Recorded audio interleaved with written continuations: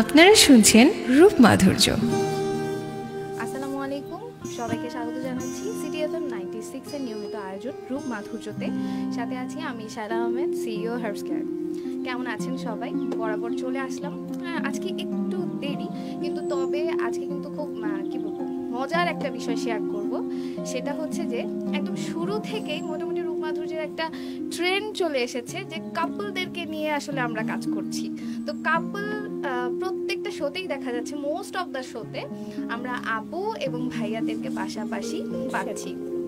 তো রূপ মাধুর্যের যে বিষয়টা, রূপের মাধুর্য ধরে রাখা, তো যখন আমরা প্ল্যাটফর্মে কাজ করি, আমরা নারীরা যখন কাজ করি, তখন পাশে যে স্বামী বলি, ভাই বলি, বাবা বলি, এই যে পুরুষ আমাদের সাথে আমাদের জীবনের এক অংশ, তারা আমাদেরকে একদম প্রতিটা পদক্ষেপে সাপোর্ট করে যাচ্ছেন, সেটারই কিন্তু একটা প্রমাণ আমাদের রূপ মাধুর্য। কারণ প্রথম থেকেই কাপলরাই আসছেন আমাদের শোতে।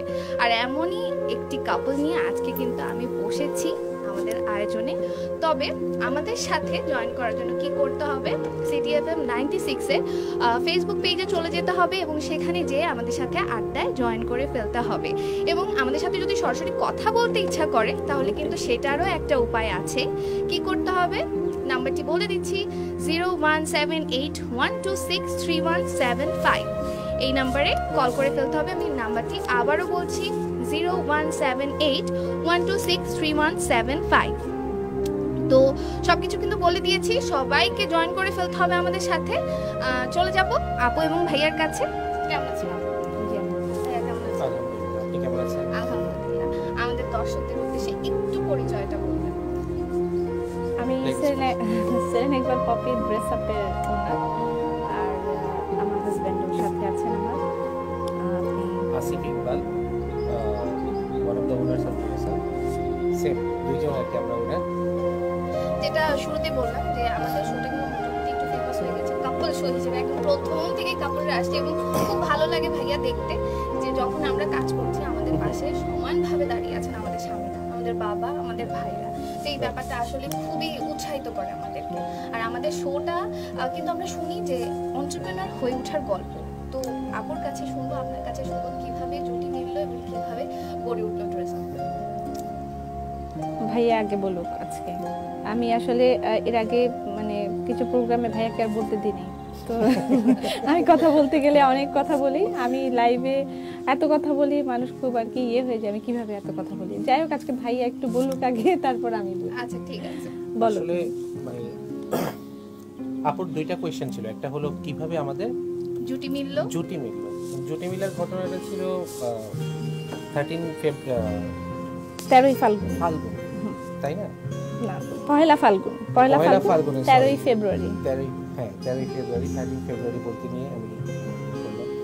সো ওই সময় আমরা মানে আমি গিয়েছি ওখানে যাওয়ার, যেটা বলি আমরা। তো যাওয়ার পরে তার সাথে দেখা হলো। তো ওইখান থেকেই মূলত ভালো লাগা। আর সে যেটা বলেছিল, কমেন্ট করেছিল একটা ব্যাড কমেন্ট, সবসময় বলে ও ছেলেটা এত মোটা কেন।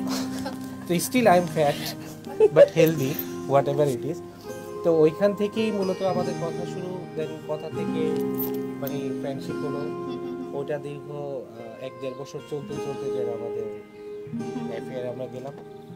তারপর অনেক এটা সেটা করতে লাভ ম্যারেজ, আমরা সেম এজ, দ্যাটস ওয়াই অনেক আমাদের প্যারাটারা নিতে হচ্ছে জীবনে বিবাহ সম্পাদন করার জন্য।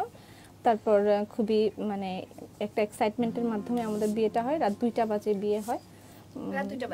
রাত 2টা বাজে হয়। অ্যাকচুয়ালি আমার মানে এঙ্গেজমেন্ট হওয়ার কথা ছিল। এঙ্গেজমেন্ট হয়ে যখন সবাই চলে যাচ্ছে রাত 12টা বাজে, ওই সময় একজন আমার খালু শ্বশুর হঠাৎ করে বললেন এদের এখনই বিয়ে দিল। তারপর রাত 2টা বাজে কাজীকে ডেকে 2:30 বাজে বিয়ে হয়েছে। মানে এই ঘটনাটা এরকম ছিল, আমরা গিয়েছিলাম আংটি পরানোর জন্য। তো সবকিছু ছিল আমাদের মানে একদম মেইন যারা থাকে ওর বাসাতে দাওয়াত করেছিল প্রায় আমাদের বাসা 50 জনের উপরে। তো ওইখানে সব ক্লোজ রিলেটিভসই ছিল। তো খালু হঠাৎ করে বলতেছে যে বিয়েটা আজকেই সেরে ফেলে, আবার কেন আমরা দেরি করব, সবাই তো আছে। তো এর মধ্যে আমিও রেডি ছিলাম, আমিও জানতাম না আসলে কি হচ্ছে। তারা ওইখান থেকে হঠাৎ করে বলতেছে যে কাজী চলে আসছে। আমি তো কাজী কোথা থেকে চলে আসছে, কিসের কাজী? মানে বিয়ে হয়ে যাওয়ার পরে আমি আর আমার আম্মা এভাবে কান্না করছি, মানে কেউ যে মারা গেছে। ওর ভাই যে আসছিল, খালাতো ভাইটা, ওরা বলতেছে মানে এখানে কি কেউ মারা গেছে, এটা এভাবে কাঁদতেছে কেন, আমরা কোনো অপরাধ করে ফেলছি, কাঁদতেছি কেন। সো ওটা ছিল একটা ব্যাড এক্সপিরিয়েন্স, মানে আবার আনন্দেরও, বাট দুঃখের বিষয় একটাই ছিল, আমি চলে এসেছিলাম, মানে ওই দিন আর রাতে স্টে করা হয়নি, কারণ এটা আনএক্সপেক্টেড সামথিং ছিল। আমি আবার বাসায় ব্যাক করি, তো আমিও মানে বিয়েটা কি এরকমই, আরে কোনো মজা ছিল না, বিয়ে হয়ে গেল। আচ্ছা তখন কি করতেন ভাইয়া, তখন স্টুডেন্ট ছিলেন নাকি? না, আমার তখন আমরা নতুন একটা কোম্পানি ফর্ম করি, কোম্পানিটা ছিল একটা মার্কেটিং কোম্পানি। ওইটা আমরা লকডাউন শুরু হয়, মানে বনানীতে অফিস ছিল, আমরা 6 জন টোটাল পার্টনার ছিলাম। ফার্স্ট জব করতে গ্র্যান্টন বাংলাদেশ, এটা মাল্টিনেশনাল কোম্পানি ছিল। মাল্টিনেশনাল কোম্পানিতে। ওইটার পরে আমরা জাস্ট ম্যারেজের 3-4 মাস আগেই আমরা নতুন কোম্পানি ফর্ম করি, আচ্ছা আমরা কয়েকজন মিলে। তো ওটা লিমিটেড কোম্পানি ছিল, ওখানে আমরা প্রায় কত বছর, 6 বছরের মতো আমরা ওটা অ্যাডজাস্ট করছি। এরপরেই আর কি ওই বিজনেসটা বন্ধ হয়ে যায়, ওটা তো পলিটিক্যাল কিছু প্রেশার ছিল বা প্রবলেম ছিল। ওটার পরপর দেন আমরা মানে প্রপিডো ড্রেস আপ ওই মুহূর্তেই শুরু হয়, আমারও ডিপ্রেশন আর ওর নতুন করে আর কি ইন্ট্রোডাকশন। কিন্তু মানে একসাথে কাজ করার অভিজ্ঞতা আগে থেকে মানে না শুরু থেকে না শুরু থেকে একসাথে ছিলাম না আমরা। আমি প্রথমে আসলে শুরু করেছি ব্যাপারটা যে আমার মানে কিছু করতে হবে। আমি আসলে আমার বাচ্চা হয়ে যাওয়ার পরে, বাচ্চা ছোট থাকলে আপনারা তো আছেন বেবি, তো এটা তারপর চাকরি করাটা খুবই টাফ একটা বিষয়। তো আমার মানে ক্যারিয়ারটা যে করব আমি, সেটা আমার ছিল যে আমি ব্যাংকার হব, এরকম একটা ফোকাস ছিল আমার শুরু থেকে। এবং আমি ইন্টারনেট অনেক কিছু করেছি, ব্যাংকেই আমার আর কি মূল ফোকাস ছিল। কিন্তু ওই মুহূর্তে বাচ্চা নিয়ে জব করাটা ঢাকা শহরে খুবই টাফ। এই কথাটাই আমি কিন্তু অফলাইনে বললাম যে আমার ইচ্ছা ছিল কি, আর এখন মানে এগিয়ে যাচ্ছি কোন দিকে। সেটাই তো, যাই হোক ওটা থেকে অনেক অনেক ভালো এখন আমি আছি, এটা ঠিক আছে। বাট তারপরে আমি যখন এটা শুরু করলাম, তখন আর কি এত লাইভের প্রোগ্রাম ছিল না। আমি যখন শুরু করেছি তখন আপনার মানে টুকটুক করে ছবি দিয়ে আর কি পোস্ট হতো, বিভিন্ন গ্রুপে পোস্ট করতো। আমি আসলে এই গল্পটা না, আমি মানে যেখানেই যাই সেখানে গল্পটা আমি বলি, আমার কাছে মনে হয় খুব পুরানো গল্প, তারপরেও কিন্তু তারপরে নিজেকে গড়ে তোলার গল্পটা হ্যাঁ, সবার কাছে সেটাই। অনেক আনন্দদায়ক। তো মানে আমি ওখানে করে যে অল্প কিছু নিয়ে প্রথমে শুরু করি। ও তখন বাংলাদেশে ছিল না, ইন্ডিয়া ছিল, ওর মা অসুস্থ ছিল, তাকে নিয়ে ইন্ডিয়া ছিল। তা আমি ওই মুহূর্তটায় আসলে নিজে শুরু করে দিই, 4টা ড্রেস নিয়ে বলবো আমার ফেমাস ডায়লগ, আমি 4টা ড্রেস নিয়ে বিজনেস শুরু করেছি।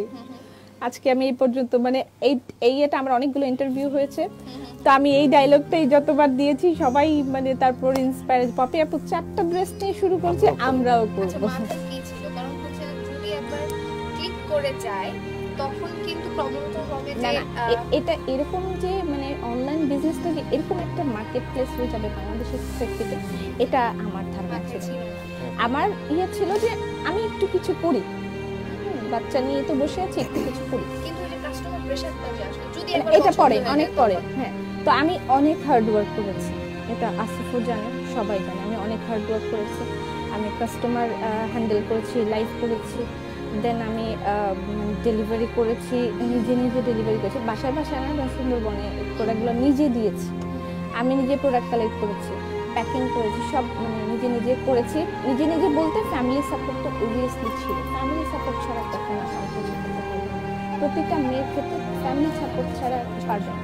তো আসিফও দেখা গেল যে আমি যখন পারছিলাম না, যে আমার প্রেশার অনেক হয়ে যাচ্ছে, তখন ও আস্তে আস্তে আমাকে হেল্প করতে লাগলো।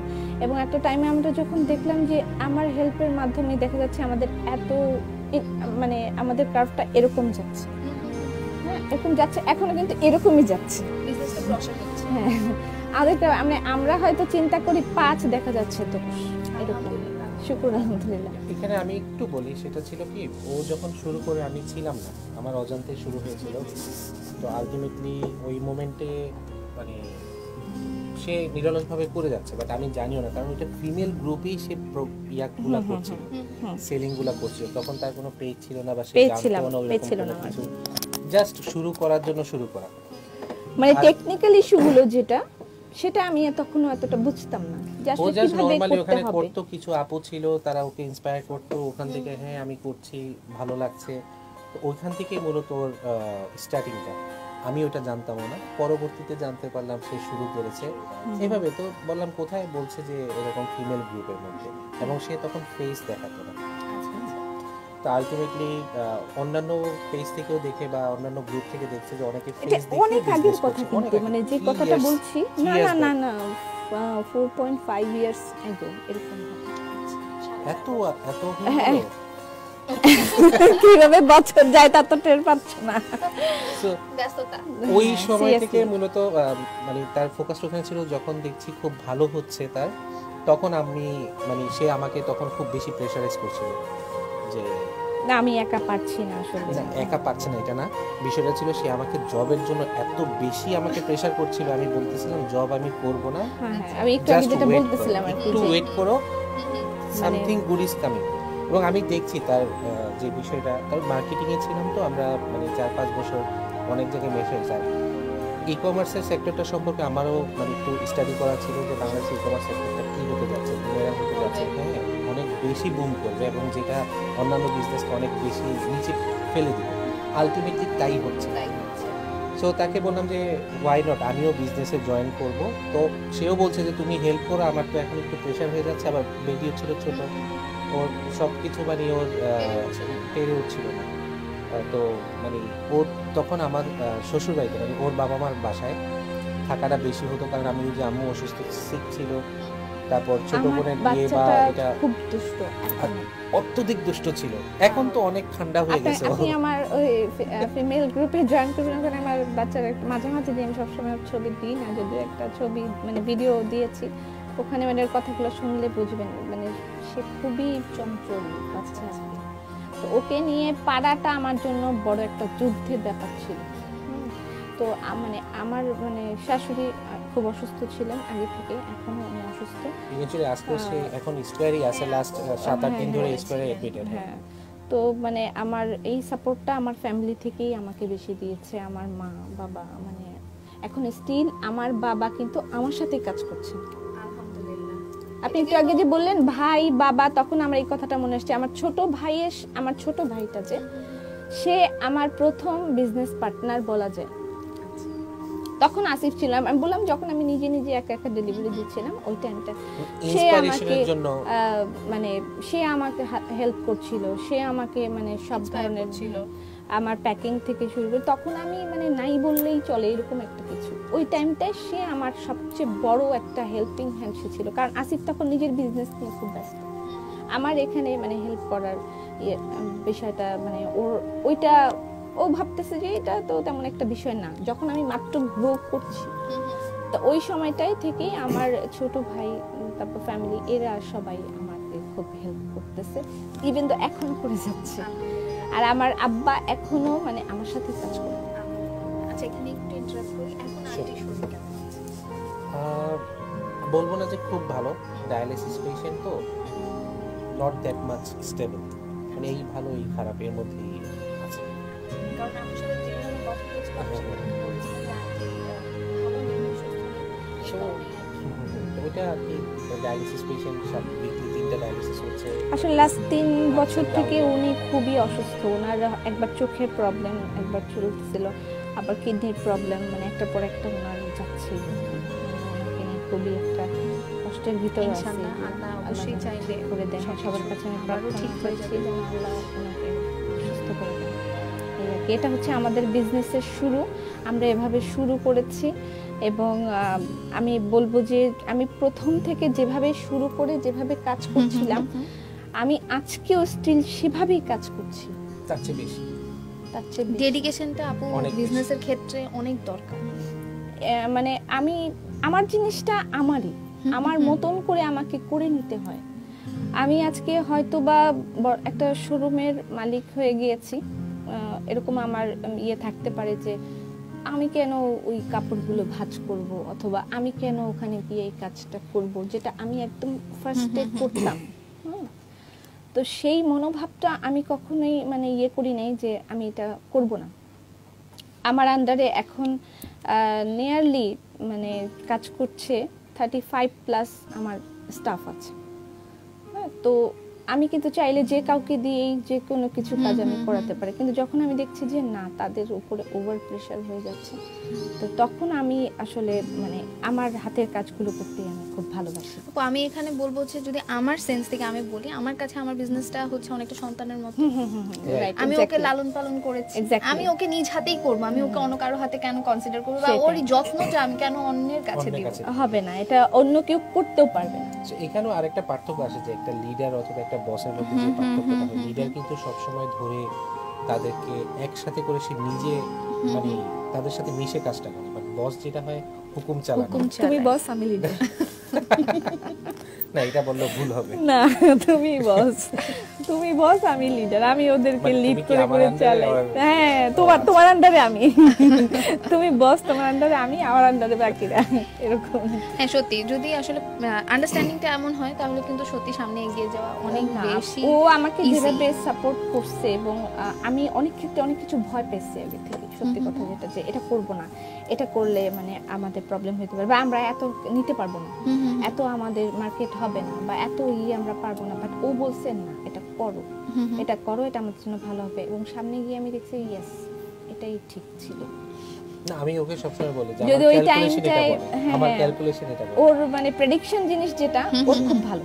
তাহলে এখানে তো বলবো যে অভিজ্ঞতার ছোঁয়াও আছে, মানে কষ্টের পাশাপাশি কিন্তু অভিজ্ঞতার ছোঁয়াও আছে। কষ্ট করেছি জীবনে, আমরা দুইজন খুব কষ্ট করেছি, এখনো করে যাচ্ছি। হয়তোবা মানুষ এখন চেহারাগুলো দেখছে, আজকে এখানে দেখছে, কিন্তু যে প্রত্যেকটা মানুষের, আমি গাড়িতে আসতে আসতে ভাবছিলাম যে আজকে আমি একটা প্রোগ্রাম দেখছিলাম, আম্মা দেখে স্টার জলসায়, তো ওখানে একটা মহিলা তার মানে এক্স্যাক্টলি কি আম্মার ওই ছেলেটাকে ঘুম পাড়াইতে বা রাখতে হলে আম্মার ওইটা দেখাটা আমার জন্য ম্যান্ডেটরি, স্টার জলসা। তো যাই হোক, আমি যখন দেখছিলাম একটা মহিলা তার দুঃখের কাহিনী বলছিল যে আমি এমন এমন করেছি জীবনে, বাবা মাকেও দেখতে হয়েছে, শ্বশুর শাশুড়ি ভাই দেখতে হয়েছে, তখন আমি ভাবলাম প্রতিটা মানুষের জীবনের পিছনে কিছু কাহিনী থাকে। অবশ্যই প্রতিটা মানুষের, আপনি যতই সুখের চেহারা দেখান না কেন, দুঃখ ছাড়া কখনো সুখ হবে না। কষ্ট করতে হবে, কষ্ট করতে হবে। এবং কষ্ট, আমি আজকে ভাবছি এই জিনিসটাই, আমি একটা সময় ভাবতাম যে মানে জীবনে কেন এত স্ট্রাগল কেন, যে আমি মানে প্রেম করে বিয়ে করেছি এই জন্য নাকি, কিন্তু সবাই তো মেনে নিয়েছে বা আমরা খুব হ্যাপি ছিলাম, তারপরেও জীবনে স্ট্রাগল গিয়েছে, ট্রু আমার স্ট্রাগল গিয়েছে। কিন্তু আমি তখন ভাবতাম যে আল্লাহ হয়তো আমার প্রতি খুব অখুশি, কিন্তু আজকে আমার মনে হচ্ছে যে না, সোনা যেমন পিটাই ঝালাই করে একটা সোনা বানানো হয়, আমাকে তখন এই পিটাই ঝালাই করে আজকে এই সোনাটা দাঁড়া করানো হচ্ছে। তারপর আমি বলি না যে আমি অনেক বড় কিছু হয়ে গেছে, আমি এখনো হচ্ছি। আপনি যত মানুষের চেহারা দেখো তখন হচ্ছিলাম, আমি এখনো হচ্ছি। না আপু অবশ্যই আপনার জায়গাটা অনেক কি বলবো অনেক বেশি কনক্রিট, কারণ আমরা সবাই ড্রেস আপকে চিনি এবং ড্রেস আপের কোয়ালিটি সম্পর্কে আমরা সবাই জানি। আর আজকে আপনি একটা অবশ্যই ড্রেস আপেরই পরেছেন। আচ্ছা, দেশীয় পণ্য নিয়ে কাজ করার যে বিষয়টা, এটার কি মানে আপনি যে কাজটা মানে এইটা শাড়িটা পরেছেন সেটা কিন্তু হাতের কাজের, হ্যাঁ, তো এটা কি মানে হাতের কাজের জিনিসটা যেটা, এটা রহস্য না আসলে। আমার মূল ফোকাসটা প্রথমে আমি ওই যে 4টা ড্রেস ছিল আমার, ওই 4টা ড্রেস অ্যাকচুয়ালি হাতের কাজেরই ছিল। আচ্ছা 4টা ড্রেস, তো ওই 4টা ড্রেস হাতের কাজেরই ছিল এবং এটার প্রতি আমার ফ্যাসিনেশনটা সবচেয়ে মানে বেশি ছিল সব সময়। এমন নয় যে আমি অন্যান্য ড্রেস সেল করছি না, ইন্ডিয়ান পাকিস্তানি ড্রেস আমি সেল করছি, কিন্তু হাতের কাজের যে আমাদের দেশীয় যে একটা ভাবমূর্তি এবং দেশীয় যে প্রোডাক্ট এবং দেশীয় জিনিসের প্রতি মানুষের একটা আকর্ষণ তৈরি করা এবং এটাকে একটা ক্লাসে নিয়ে যাওয়া, একটা আভিজাত্য তৈরি করা, এটাই আমার মূল ফোকাস ছিল, এখনো আছে। এবং প্রতিদিন আমার লাইভে সবাই বসে থাকে আজকে নতুন কি দেখাবে। আচ্ছা, আমার লাইভের মানে মেইন আকর্ষণটা এটাই থাকে যে ড্রেস আপ আজকে একটা নতুন কিছু দেখাবে এবং আমি সেটার জন্যই প্রস্তুত থাকি। আমরা হাতের কাজ দিয়ে ছাতাও তৈরি করেছি। আমি তো কিচেন অ্যাপ্রন দেখেছি, আমার খুব ভালো লেগেছে। তো এটাই আমি মানে হাতের কাজের এই জিনিসগুলো যেগুলো মানুষ চিন্তা করতে পারে না, আমার সেই জিনিসটা মানে আমি রাতে কিন্তু ঘুমাইতে পারি না, কিছু কিছু সময় আমি থাকি, আমি এগুলো চিন্তা করি নতুন কি করা যায় দেশীয়।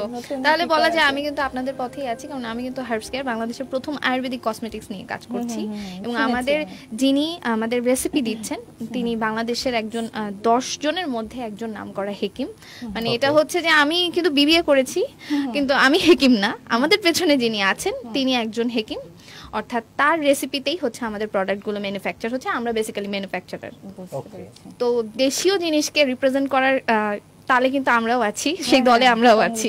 আমি খুব মানে ভাল লাগছে যে আপনাদের এই প্ল্যাটফর্মটায় আমরা এভাবে এসে আমাদেরকেও মানে পরিচিত আমরাও হচ্ছি, আপনারাও হচ্ছেন, কিন্তু দেশকে রিপ্রেজেন্ট করা আমাদের এই দেশের হাতের কাজ না শুধু মানে দেশীয় পণ্য যেটা, সেটার বাহিরে যে কি পরিমাণ চাহিদা। গতকালকে একজন আর্মি এসেছিলেন আমার এখানে, উনি আর্মি ডক্টর অ্যাকচুয়ালি, উনি মিশনে যাচ্ছেন, আমার এখান থেকে সব কেনাকাটা করে নিয়ে গেছেন, উনি গিফট দেবেন। তার আগে এর আগের দিন একজন এসেছিলেন, কি নামের রুনাপার হাজবেন্ডের কি যেন, ডিপ্লোম্যাট, উনি এসেছিলেন, ওনারও মানে কেনাকাটা উনি বাইরে গিফট করেন, তো এখান থেকে কেনাকাটা করেন, এবং তারা এগুলার প্রতি আসলে গিফট দেওয়ার জন্য কিন্তু জিনিসের অভাব নেই, কিন্তু আপনি এই জিনিসটা কিন্তু আমরা অনেক আগে থেকে দেখেছি। আমাদের যখন রিলেটিভরা দেশে আসতেন তখন কিন্তু সবসময় একটা দেশীয় কিছু, সেটা হতো যদি ওয়াল ম্যাট থেকে শুরু করে যেটাই হোক না কেন দেশীয় জিনিস পিক করতেন। হ্যাঁ, দেশীয় জিনিস পিক করতেন। ইভেন্চুয়ালি মালয়েশিয়াতে বা আমরা বাইরে যখন ঘুরতে যাই না, ওখানে গেলে দেখা যায় যে প্রাণের মুড়ি, ওইটার মুড়ি, ওই দেশিটা খাবে, ওইখানেও কিন্তু পাফ রাইস পাওয়া যায়, বাট লাগবে দেশীয়, দেশেরটা লাগবে। আমি মালয়েশিয়ার যতবার গিয়েছি দেশি জিনিসের টান বেশি, আরো অনেক বেশি। ডিমটাও দেশি মুরগি হলে ভালো তো, দেশি ডিম হলে ভালো তো, মানে অনেকটা। আসলে এই জন্যই আমার মানে এটাকে নিয়ে কাজ করার এতটা ইচ্ছা। তবে আপনি আমার শোরুমে গেলে আসলে দেখতে পারবেন, আমার শোরুমে ইচ্ছা আছে যে এক ছাদের নিচে সব পাবে মানুষ। এখন আমি আসলে অনেকটা চেঞ্জ হয়ে গেছে, মানে আমাদের হ্যান্ডিক্রাফট থেকে শুরু করে এখন আমরা এমব্রয়ডারি, ফাইনেস্ট এমব্রয়ডারি যেটা বলি, পাকিস্তানি হোক, ইন্ডিয়ান হোক, ইভেন্চুয়ালি ভেলভেট থেকে শুরু করে সব ধরনের পোশাক তো আমরা নিয়ে আসতেছি। ইভেন্চুয়ালি ওটার সাথে আরো অ্যাড হচ্ছে এখন মেন্স ওয়্যার, দেন আমরা কিডস ওয়্যারের দিকেও যাচ্ছি, বাচ্চাদের মেন্স ওয়্যারও আমার মানে এই হ্যান্ডক্রাফটের পাঞ্জাবি টাঞ্জাবি এবং আপনার হ্যান্ড পেইন্টের আসতেছে, টি শার্ট এগুলো আসতেছে, আবার পাকিস্তানি কিছু পাঞ্জাবিও আছে, মানে সবই থাকবে। এবং আমার এটা হচ্ছে যে একটা ছাদের নিচে ঢুকলেই যেন সব নিয়ে যেতে পারি। আমরা ঘিও প্রোডাকশন করছি, আমাদের ঘিও আছে, আমি বিস্কিটও শুনেছি, আমি লাইভে বিস্কিট শুনেছি, আমাদের ঘি দিয়ে বিস্কিট তৈরি হচ্ছে। আমার ফোকাস হচ্ছে যে আপনাকে ভালো কিছু আমি তৈরি করে দেব। সোল্ড আউট হয়েছে আমার, মানে এই সোল্ড আউট ক্রাফটের। আমি কিন্তু কালকেও অনেক বকা শুনেছি, লাইভে 3 বার লাইভ করেছি, 3 বার লাইভেই বকা শুনেছি, প্রোডাক্ট দিতে পারছি। আবার এই জন্য কিছু পাঞ্জাবিও আছে, মানে সবই থাকবে। আমার ঠিক আছে, আমার এটা হজম হয়ে যাওয়াটা আমার জন্য আনন্দের, নিয়ে যেতে, কারণ হচ্ছে আমি প্রোডাক্ট ভালো প্রোডাক্ট সার্ভিস বিস্কিটও শুনেছি, আমি লাইভে বিস্কিট শুনেছি, আমাদের ঘি দিয়ে বিস্কিট তৈরি হচ্ছে, আমার প্রোগ্রেস করা যাবে, ভালো কিছু আমি তৈরি করে দেব। সোল্ড আউট হয়েছে আমার, মানে এই সোল্ড আউট। আমি কিন্তু কালকেও অনেক বকা শুনেছি, লাইভে 3 বার লাইভ করেছি, 3 বার লাইভেই বকা শুনেছি, প্রোডাক্ট দিতে পারছি। আবার এই জন্য কিছু পাঞ্জাবিও আছে, মানে আমি থাকবে। আমার ঠিক আছে, আমার এটা হজম হয়ে যাওয়াটা সেই সাথে ভাইয়া টাইম নিয়ে যেতে, আমি ওই টাইমে প্রোডাকশন মানে কোয়ান্টিটি বেড়ে যেত শুনেছি, আমি লাইভে বিস্কিট শুনেছি, আমাদের ঘি দিয়ে বিস্কিট তৈরি হচ্ছে, আমার প্রোগ্রেস করা যাবে, ভালো কিছু আমি তৈরি করে। এখন সোল্ড আউট হয়েছে আমার, মানে সোল্ড আউট। আমি কিন্তু কালকেও অনেক বকা শুনেছি, লাইভে 3 বার লাইভ করেছি, 3 বার লাইভেই বকা শুনেছি, প্রোডাক্ট দিতে পারছি। আবার এই জন্য কিছু পাঞ্জাবিও আছে, তো আমি থাকবে। আমার ঠিক আছে, আমার এটা হজম হয়ে যাওয়াটা সেই সাথে ভাইয়া টাইম নিয়ে যেতে, আমি ওই টাইমে প্রোডাকশন মানে কোয়ান্টিটি বেড়ে যেত শুনেছি, আমি লাইভে বিস্কিট শুনেছি, আমাদের ঘি দিয়ে বিস্কিট তৈরি হচ্ছে, আমার প্রোগ্রেস করা যাবে, ভালো কিছু এখন সোল্ড আউট হয়েছে আমার, মানে সোল্ড আউট। আমি কিন্তু কালকেও অনেক বকা শুনেছি, লাইভে 3 বার লাইভ করেছি, 3 বার লাইভেই বকা শুনেছি, প্রোডাক্ট দিতে পারছি। আবার এই জন্য কিছু পাঞ্জাবিও আছে, তো আমি থাকবে। আমার ঠিক আছে, আমার এটা হজম হয়ে যাওয়াটা সেই সাথে ভাইয়া টাইম নিয়ে যেতে, আমি ওই টাইমে প্রোডাকশন মানে কোয়ান্টিটি বেড়ে যেত শুনেছি, আমি লাইভে বিস্কিট শুনেছি, আমাদের ঘি দিয়ে বিস্কিট তৈরি হচ্ছে, আমার প্রোগ্রেস করা যাবে, এখন সোল্ড আউট হয়েছে আমার, মানে সোল্ড আউট। আমি কিন্তু কালকেও অনেক বকা শুনেছি, লাইভে 3 বার লাইভ করেছি, 3 বার লাইভে বকা শুনেছি প্রোডাক্ট দিতে পারছি আবার এই জন্য বকা পাঞ্জাবি আছে তো আমি বকা নেই আমার সেটা আমার এটা হতে না সেই সাথে আমি চাইনিজ আমি চাইনা প্রোডাকশন মানে কোয়ান্টিটি বেড়েছে আমি শুনেছি এটা আমি লাইভে বিস্কিট খেয়েছি আমাদের ঘি দিয়ে বিস্কিট তৈরি হয় এখন প্রসেস করা যাবে এখন আমি কিন্তু কালকেও অনেক বকা শুনেছি লাইভে 3বার লাইভ করেছি 3বার লাইভে বকা শুনেছি প্রোডাক্ট দিতে পারছি আবার এই জন্য বকা পাঞ্জাবি আছে তো আমি বকা নেই আমার সেটা আমার এটা হতে না সেই সাথে আমি চাইনিজ আমি চাইনা প্রোডাকশন মানে কোয়ান্টিটি বেড়েছে আমি শুনেছি এটা আমি লাইভে বিস্কিট খেয়েছি আমাদের ঘি দিয়ে বিস্কিট তৈরি হয় এখন প্রসেস করা যাবে এখন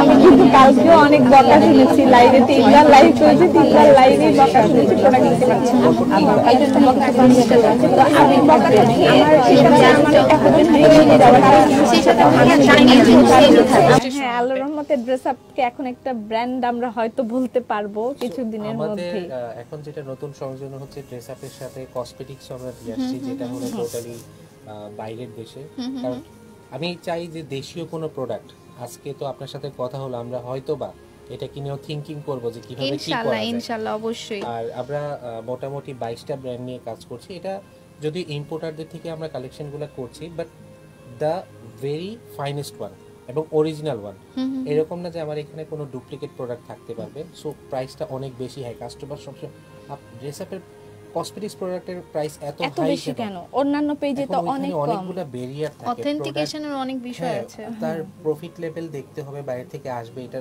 ইনকাম ট্যাক্স ট্যাক্স দিতে হবে ইম্পোর্ট ট্যাক্স দিতে হবে সবকিছু করে দেন আমার প্রফিট থাকবে দেন আমরা ওখান থেকে কিছু মানে এটা থেকে যে খুব বেশি প্রফিট সেটা না লাগেজ করে নিয়ে আসি বা ওখানে ট্যাম্পারিং করা প্রোডাক্ট থাকে ওই প্রোডাক্টগুলো কিন্তু খুব কম দামে দিতে পারবো আমরা অনেক সময় শুনি যে অ্যাকচুয়ালি মূল মোটিভ ওইটাই প্রথম থেকে শুরু থেকে ওরও আমারও কোয়ালিটি ভালো জিনিস কোয়ালিটি কম্প্রোমাইজ করা সম্ভব না কখনো করা যাবে না এবং আপনি জানেন না আমাদের মার্কেটিংটা শুধুমাত্র মাউথ টু মাউথ মার্কেটিং আমাদের কোনো ফেসবুক বুস্টিং নেই আলহামদুলিল্লাহ না ফেসবুক আমরা শুধুমাত্র এটা মানে আমি খুব গর্ব করে বলছি না আমি আমাদের এই পুরো মানে বিজনেস লাইফে আমাদের ড্রেস আপের পেজটা একবার শুধু বুস্ট করা হয়েছে আচ্ছা একবার অনলি ওয়ান টাইম আমরা শুধু পেজ লাইক বাড়ানোর জন্য এটা একদম শুরুর দিকে এবং আমাদের যে ফলোয়ার লাইক কত কি ফলোয়ার কত কি এগুলা দেখার আমাদের কোনো সময় আপু এই ক্ষেত্রে তাহলে আমিও একটু বলবো যে আসলে আমাদেরও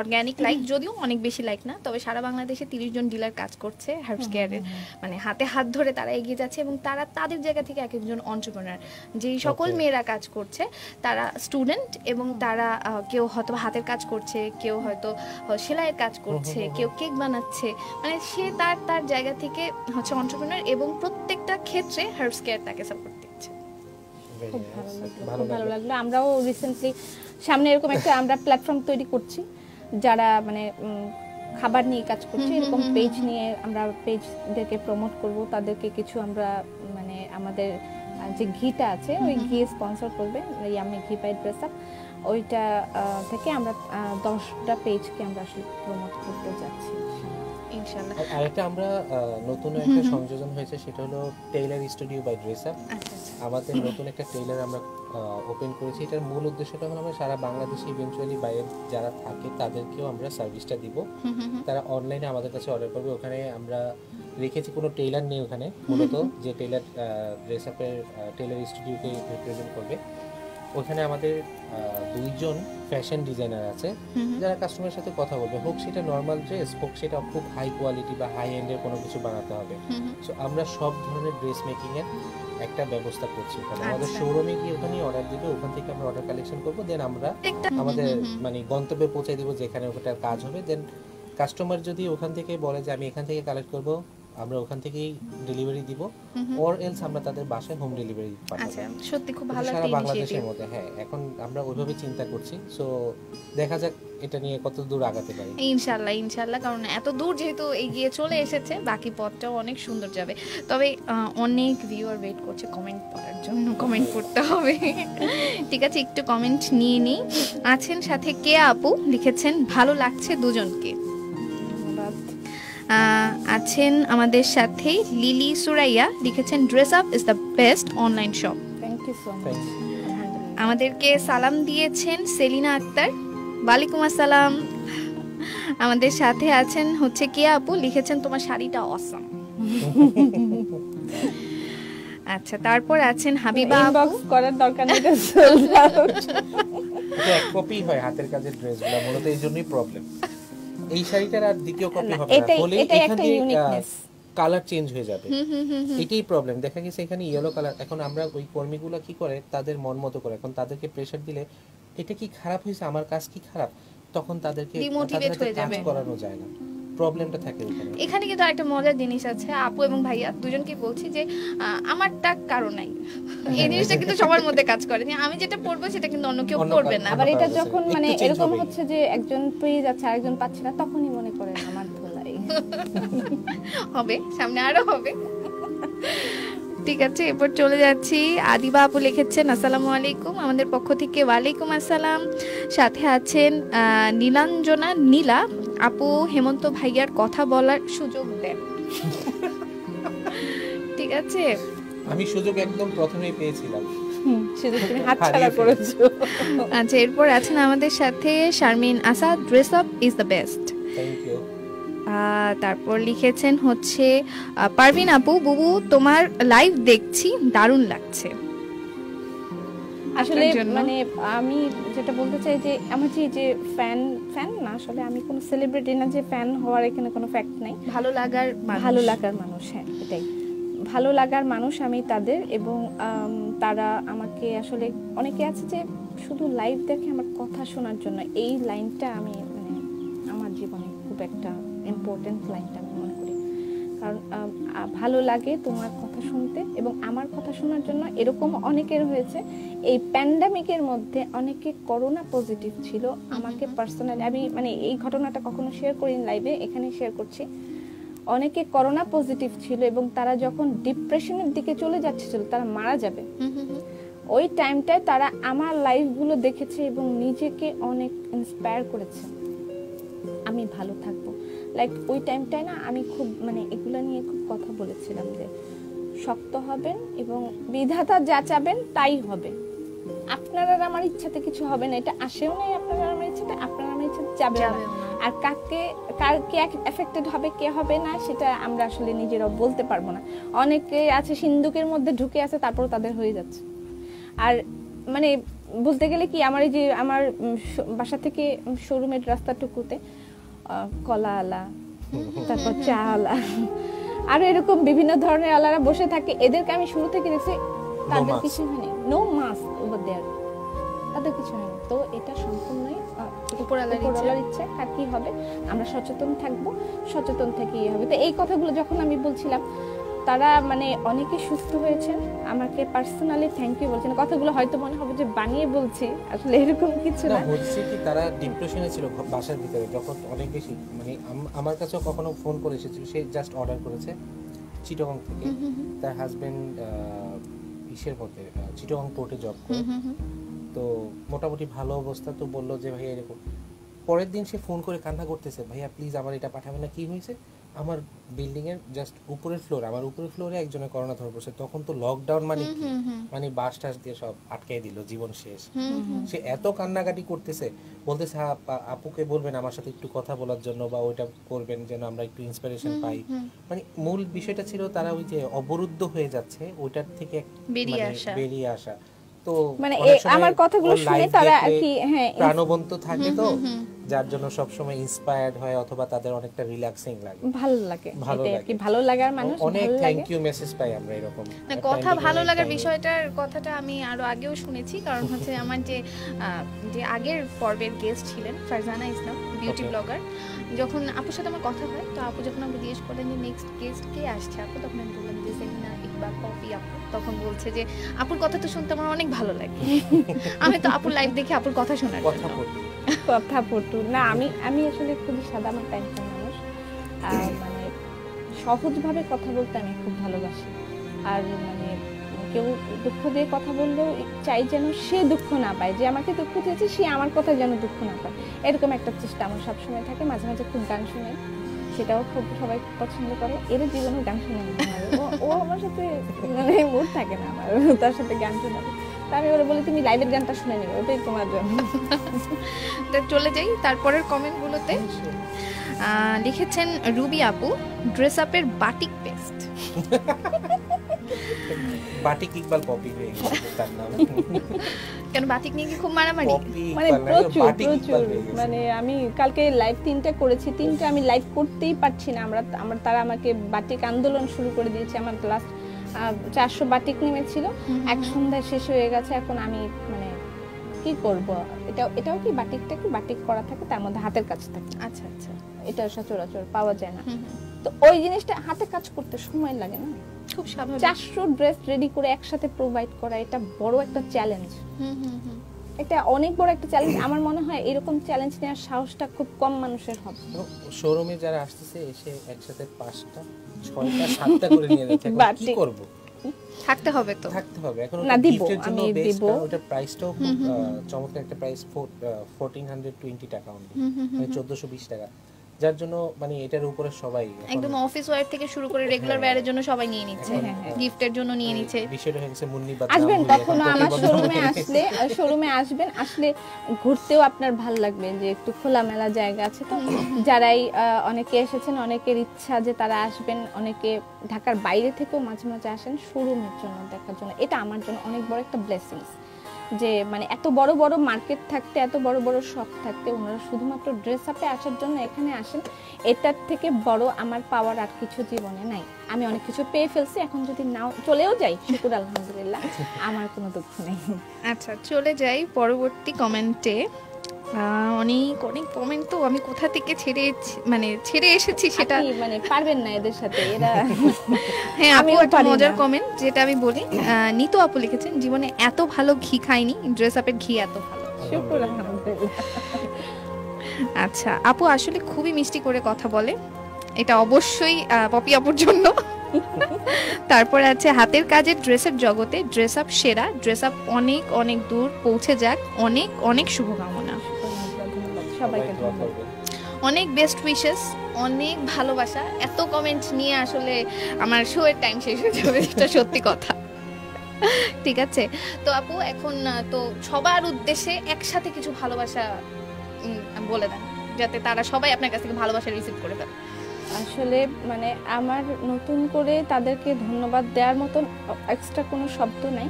আমি অক্লান্ত পরিশ্রম শুধুমাত্র আমার জন্য করে যাচ্ছি সেটা না, আমি অনেক কিছু বড় কিছু হয়ে যাব সেজন্য করছি না। আপনাদেরকে যেন আমি ভালো কিছু প্রোভাইড করতে পারি, এবং ড্রেস আপ একটা ভালো একটা ব্র্যান্ড হিসেবে বাংলাদেশে দাঁড়া হতে পারে, সেটাই আমার মুখ্য উদ্দেশ্য। এবং আপনাদেরকে মানে সন্তুষ্ট করাটাই আমার মুখ্য উদ্দেশ্য। আমি অনেক বড় কোটিপতি হব এরকম কোনো স্বপ্ন আমার নাই, কারণ মরে গেলে তো চলেই যাবে। তো আপনাদের এই ভালোবাসাটা আমাকে এই পর্যন্ত নিয়ে এসেছে। আমি আশা করছি এই ভালোবাসাটুকুই সব সময় থাকবে। আর আজকে বিশেষভাবে ধন্যবাদ শায়লা আপুকে, যিনি উনি আমাদেরকে এই প্ল্যাটফর্মে নিয়ে এসেছেন, আমাদেরকে সম্মানিত করেছেন। আমরা আশা করছি ওনাদের এই প্রোডাক্টগুলো নিয়েও আমরা ইনশাআল্লাহ। কিন্তু শো কিন্তু শেষ হয়ে যায়নি, আপনি এন্ডিং স্পিচ দিচ্ছেন।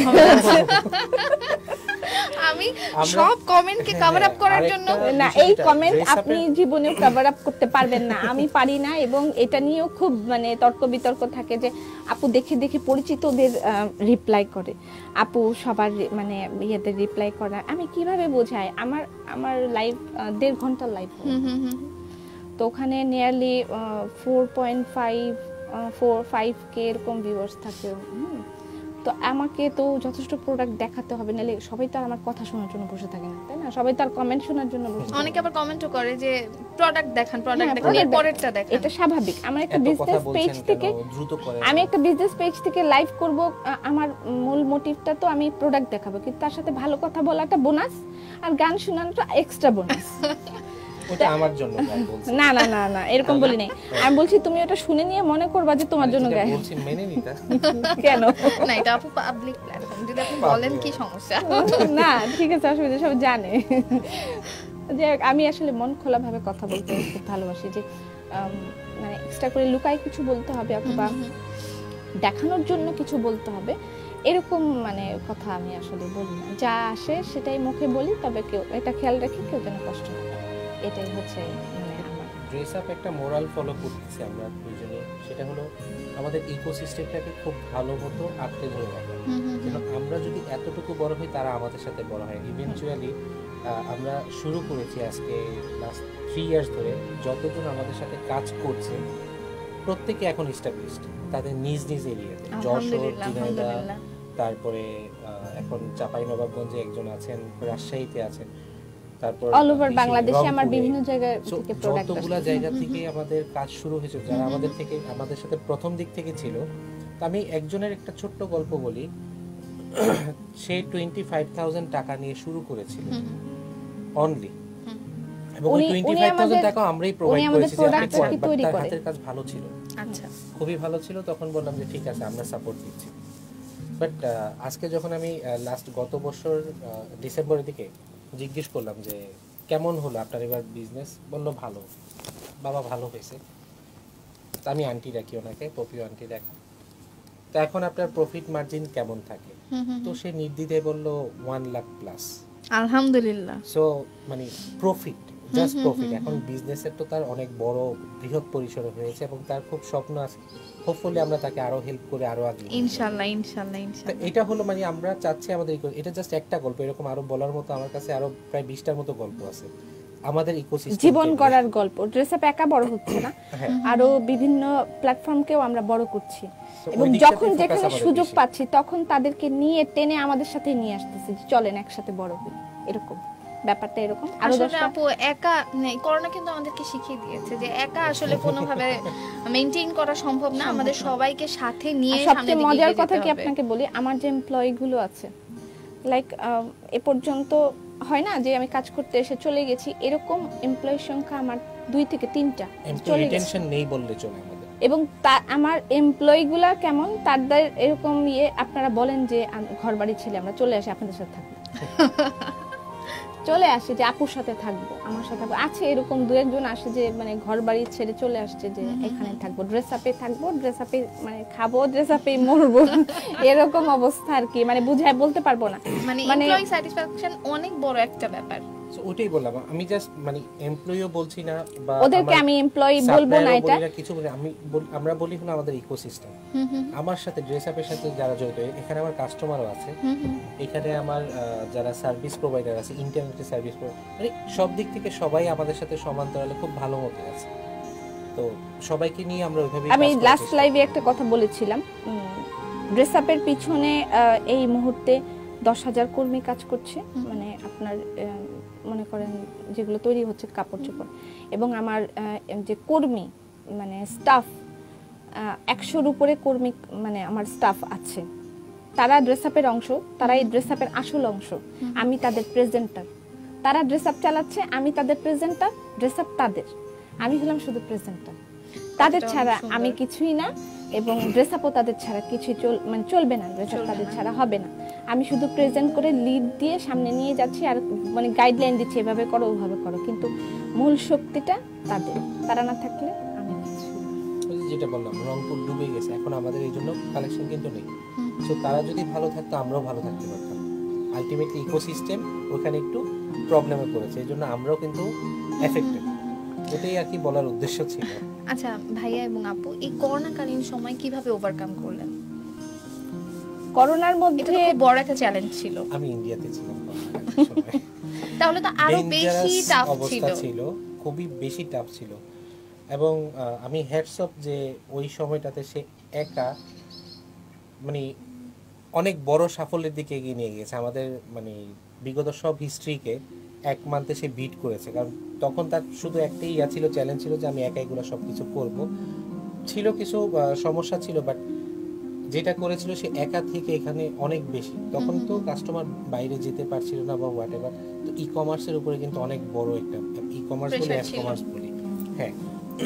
তো ওই সময়টাতে এবং রাস্তাঘাট ফাঁকা ছিল, ডেলিভারিগুলো খুব দ্রুত হচ্ছিল, টাকা কালেকশনগুলো খুব দ্রুত হচ্ছিল, ব্যাংক ট্যাঙ্ক তো খোলা ছিল, বাট তাদের যে ট্রান্সফার, তো মানে অল ওভার দ্য সব কিছু সিস্টেম খুব ভালো ছিল। সো আমরা যখন করলাম আমাদের মানে আমরা বিজনেস করবো না, যখন ও বন্ধ ঘোষণা করেছিলাম, আমি ইন্ডিয়াতে ছিলাম, যে আমরা এখন থেকে বন্ধ ঘোষণা, সবার প্রথম বাংলাদেশে মেবি আমরা বন্ধ ঘোষণা করেছি, নিয়েছিলাম যে ও ড্রেস আপের শোরুম বন্ধ করে দিয়েছি, সব এমপ্লয়ীদেরকে ছুটি দিয়ে দিয়েছি। বাংলাদেশে প্রথম মানে যারা মানে বন্ধ করেছে। আপনাদের এখনকার শোরুমটা রিনোভেশন না ইনোগ্রেশন ছিল। হ্যাঁ ওই সময় ছিল, বাট আমরা তো অনেক পিছিয়ে গিয়েছি।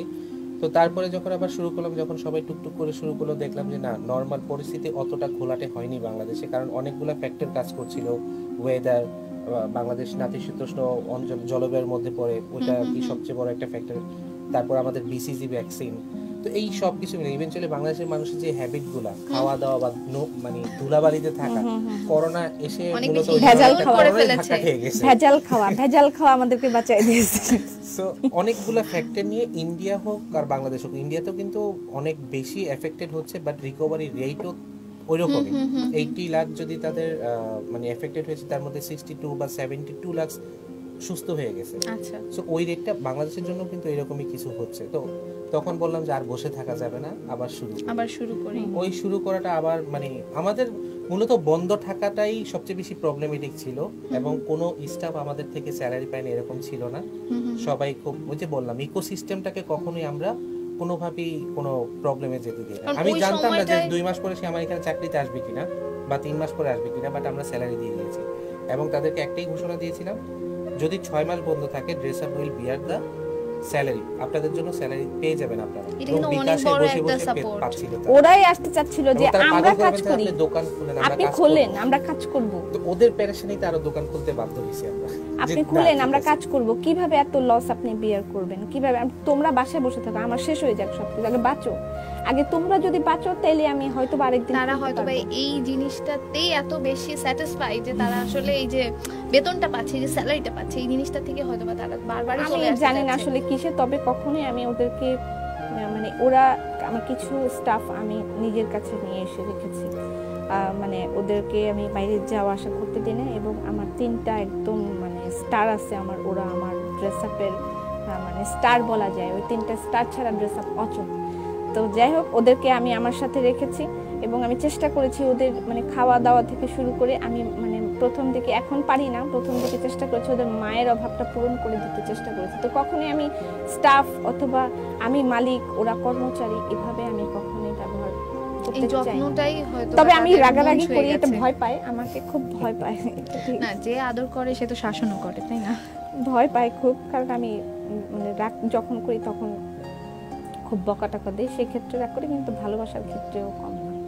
তো সেই জন্য হয়তো বা তারা এই জন্য, জানি না কি জন্য, আমি আসলে এটা আমার কোনো ডেফিনেশন, কোনো একটা কারণে হবে, এটা তাদের কাছে জিজ্ঞাসা করলেই ভালো বলা যাবে, তাই না? আমার কাছে কোনো ডেফিনেশন নেই, আমি আমার মতন করেছি, বাকিটা এই হলো আমাদের মানে ড্রেস আপের চলার ইতিহাস। আর কাস্টমার স্যাটিসফ্যাকশনটা আপনি আমার লাইভে মানে আমি মাঝে মাঝে দেখি অন্য মানুষের লাইভে, মাঝে মাঝে আমি খুব সময় পাই না, কারণ আমার মানে এইগুলো হাতের কাজের জিনিস, তো আমাকে ম্যাক্সিমাম টাইম ইনভলভ থাকতে হয় এগুলোর মধ্যে।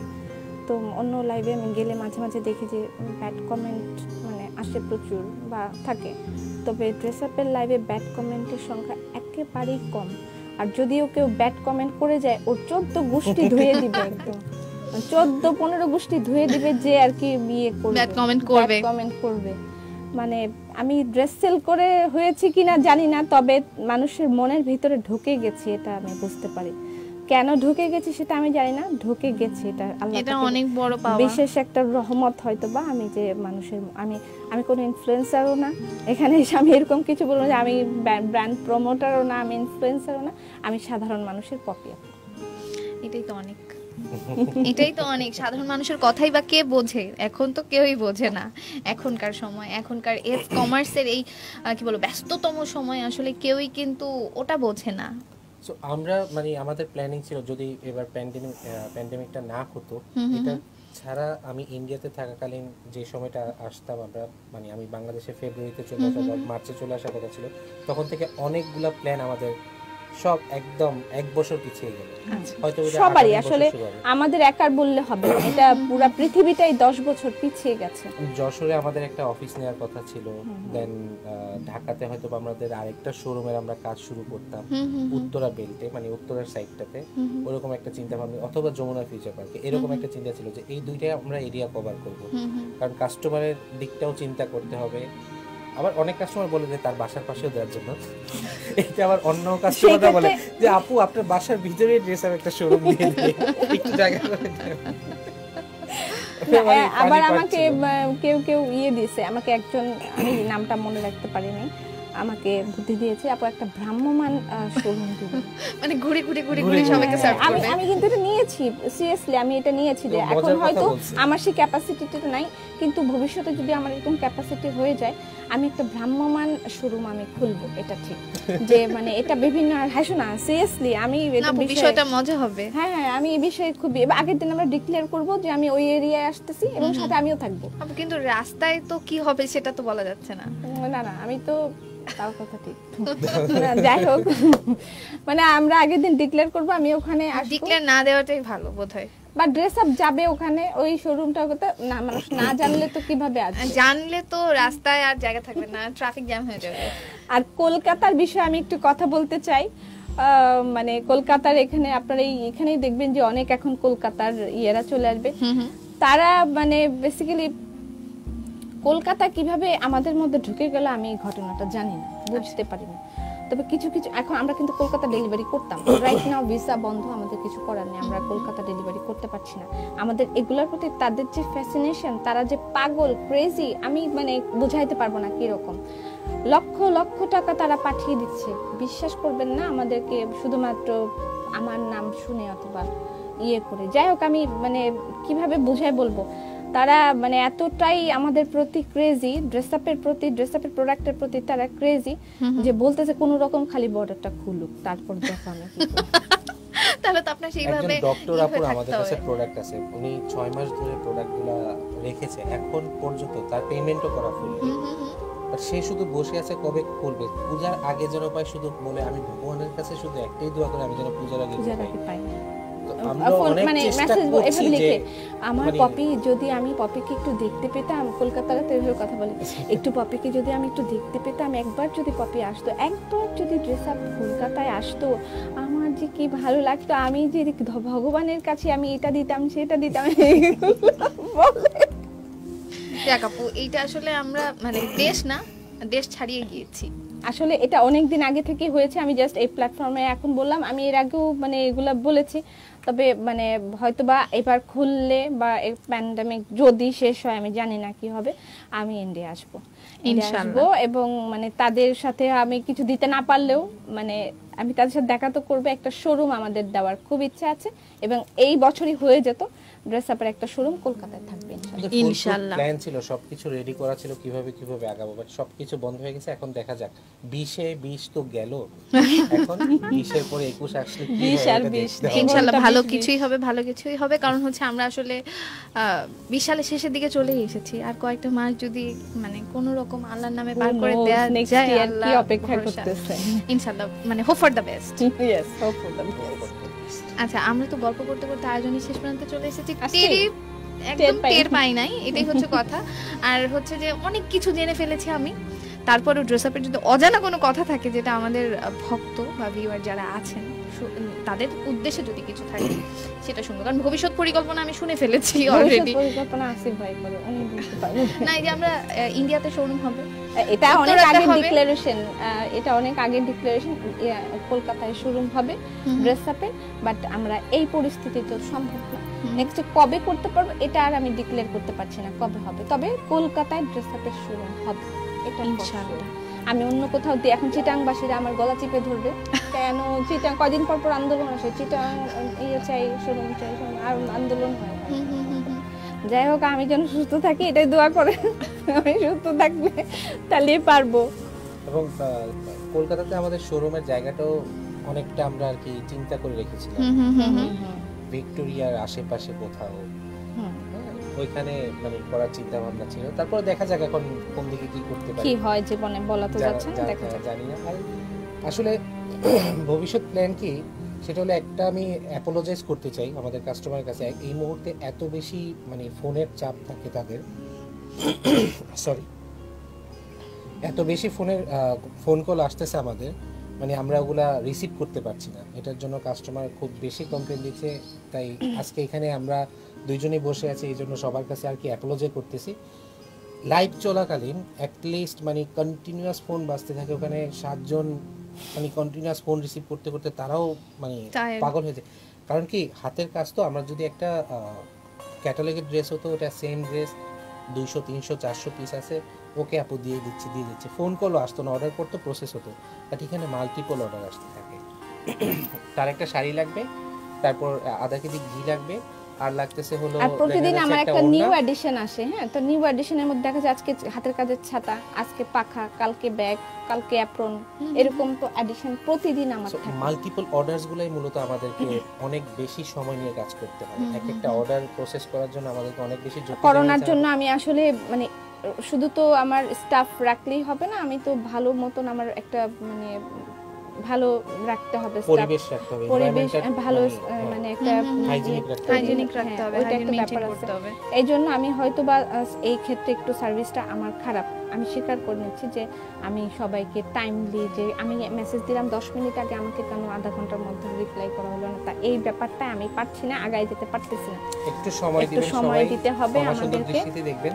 হ্যাঁ, সেটা একটু সময় দিতে হবে, আমরা চেষ্টা করতেছি। আপনারা আমাদের সাথে ছিলেন, ড্রেস আপ কোথায় ছিল, কোথায় এসেছে, আগামীতে কোথায় যাবে এটা আমি জানি না, তবে আপনাদের জন্যই ড্রেস আপ এসেছে, এটাই ঠিক যে আপনারা সাথে আছেন জন্যই ড্রেস আপ এসেছে, না হলে আমি আর একা একা এগুলো কয়টা শাড়ি পরবো। কথাটা ভালো ছিল আপু। আচ্ছা আপু, তো একদম শেষ প্রান্তে চলে এসে আসলেই হাতে সময় নিয়ে আমি কিন্তু গল্প করতে আমার খুব মজা লাগছে, যেটা সত্যি কথা। আমরা আসলে গল্প করতে বসলে দুজনে খুব গল্পের রাজা রানী, আমরা খুব গল্প করতে পারি। তবে নতুন উদ্যোক্তাদের সম্পর্কে কিছু বলা উচিত, অবশ্যই, এটাও অবশ্যই। আমরা বলবো যে আমরা অনেকগুলা মোরাল কথা বলে গেছি এখানে, যে আপনার ইকোসিস্টেম ঠিক রাখেন, নিজের মানে মডালিটি একটাকে দাঁড়া করেন যে হ্যাঁ আপনি বেস্ট কোয়ালিটি দিবেন, অথবা চিপার প্রাইসে দিবেন, অথবা বেস্ট সার্ভিস প্রোভাইড করবেন, অথবা খুব দ্রুত ডেলিভারি করবেন, হোয়াট এভার দ্য মডালিটি, ওই মডালিটির উপরেই আপনি বেস্ট Focus করে করতে সামনে হবে। আগান। বাংলাদেশে এখন মোর দেন 40,000 পেজেস আছে, এক্সিস্ট করে। সো এই 40,000 পেজের মধ্যে কিন্তু আপনিও এখন পুরো কন্টেন্টের মধ্যে পড়ে গেছেন। সারা ওয়ার্ল্ডই কিন্তু এখন কন্টেন্টের মধ্যে আছে। এখন আমরাও একটা কন্টেন্ট হিসেবেই কাজ করছি ফেসবুকের মধ্যে। উই আর এ নাম্বার, একটা আইডি। ফেসবুক পেজ মিন্স একটা আইডি। সো ওই আইডিটাকেই আপনাকে মানে বেস্ট কোথাও নিয়ে যেতে হলে ডেডিকেশন লাগবে, যেটা পপির ভিতরে অনেক বেশি ছিল। আমি তো সাপোর্টার ছিলাম, ব্যাক সাপোর্টার। এখন তো তুমি বস। তুমি লিডার। হ্যাঁ, তুমি আমাকে বুঝতে পেরেছো? টেক ওভার করে নিয়েছো। সো আলটিমেটলি ওই জিনিসটাই যে ডেডিকেশন মাস্ট, এবং অবশ্যই সৎভাবে অনেস্টভাবে সব কিছু করার চেষ্টা করবে। একটা লোকও যেন আপনার হাতে, একটা কাস্টমার যেন আপনার থেকে মানে কোনোভাবে কষ্ট না পায়। যে আমার সামনে রিসেন্টলি একটা ঘটনা ঘটেছিল, আমাদের মানে আমাদের ইউজ করে, নাম্বার ইউজ করে, আমাদের নাম্বার না মানে পপি বলে, আমি পপি বলছি, আপনি বিকাশে। ও আরেকটা কাস্টমাররা যেটা করছিল, কমেন্টের মধ্যে তাদের নাম্বার অ্যাড্রেস দিয়ে দিচ্ছিল। এটা কখনোই করবেন না, শুধু আমাদের এখানে না, পৃথিবীর কোথাও করবেন না। পাবলিক প্লেসে আপনার মোবাইল নাম্বার দিবেন না। মোবাইল নাম্বার এখন অনেক বেশি সেনসিটিভ, আপনার সব তথ্য এখন মোবাইল নাম্বার থেকে পাওয়া যেতে পারে। সো ওই জিনিসটা অবশ্যই খেয়াল রাখবেন, কেউ মোবাইল নাম্বার দিবেন না। সকল কাস্টমারদের উদ্দেশ্যে বলছি, মোবাইল নাম্বার আর অ্যাড্রেস দিবেন না। এখান থেকে আপনি যে কোনো ধরনের বড় ধরনের বিপদে পড়তে পারেন, এবং ওইটাকে ইউজ করেই নিজের সেফটি নিজেকে বজায় রাখতে হবে। যে উনি তো এই ড্রেসের জন্য অর্ডার করছিল, তখন ওই ড্রেসটাই তাকে বলা হচ্ছিল আমি পপি বলছি, আপনি ড্রেসের জন্য টাকা পাঠান অন্য নাম্বার থেকে। কাস্টমারও একটু বোকা টাইপের ছিল, দিয়ে দিয়েছে, সরকারি অফিসারও ছিল, তো আমরা তাদের টাকাও ব্যাক করেছি। সো এরকম ডেডিকেশনটা থাকতে হবে। মোর দেন 30,000 টাকা আমরা উদ্ধার করে ওখানে আবার ব্যাকও করেছি সবাই, আলহামদুলিল্লাহ। সো এই জিনিসটা আমরা করেছি, যদি আমাদের প্রয়োজন ছিল না, বাট আমি ফিল করেছি যে এটা করা উচিত। সো অনেক কষ্ট করে প্রায় 1 মাস সময় লাগিয়ে তারপর এটা ব্যাক করা হয়েছে। একটা মেয়ে করছিল পটুয়াখালী থেকে, বাট তাকেও আমরা নিয়ে আসিনি, কোথাও কাউকে ফোকাসে নিয়ে আসিনি, তাকে ধরা হয়েছে, তার থেকে টাকা উদ্ধার করা হয়েছে। আরো কিছু টাকা তার কাছে আটকা পড়ে আছে, তো ওইটা আর উঠাতে পারিনি, কারণ ওগুলো ট্রানজাকশন নাম্বার আইডি গুলো ছিল না আমাদের কাছে, কাস্টমার প্রোভাইড করতে পারিনি। তো এটা বললাম যে সবাই ওই দিক থেকে ডেডিকেশন, অনেস্টি, এটা সবাই যেন রাখবেন, তাহলে ড্রেস আপ না আরো 100টা ড্রেস আপ বাংলাদেশে দ্বারা হবে। 100টা সেলেন ইকবাল পপি দ্বারা হবে, এবং সেলেন ইকবাল পপিও চেষ্টা করবে যে আরো যেন 10টা নারী নিজের শক্তি নিয়ে দ্বারা হয়, ড্রেস আপের প্ল্যাটফর্মের মাধ্যমে যেন দ্বারা হয়। আমরা সেই নিজেরা তো দ্বারা হয়েছে একটু একটু, আমি চেষ্টা করব যেন আরো 10টা নারী এভাবে দ্বারা হয় ইনশাআল্লাহ। ড্রেস আপের 90% এমপ্লয়ি কিন্তু নারী, ফিমেল। যেখানে একদম ছেলে না রাখলেই না, শুধু ওই জায়গাটাতেই ছেলে কাজ আচ্ছা, করে, আচ্ছা। বাকি সব জায়গাতে ফিমেল কাজ করছে। এটাও আমাদের আরেকটা থিঙ্কিং যে আমরা শুধু ফিমেল ওয়ার্কার নিয়ে কাজ করব। চেষ্টা করছি নারীদের জন্য।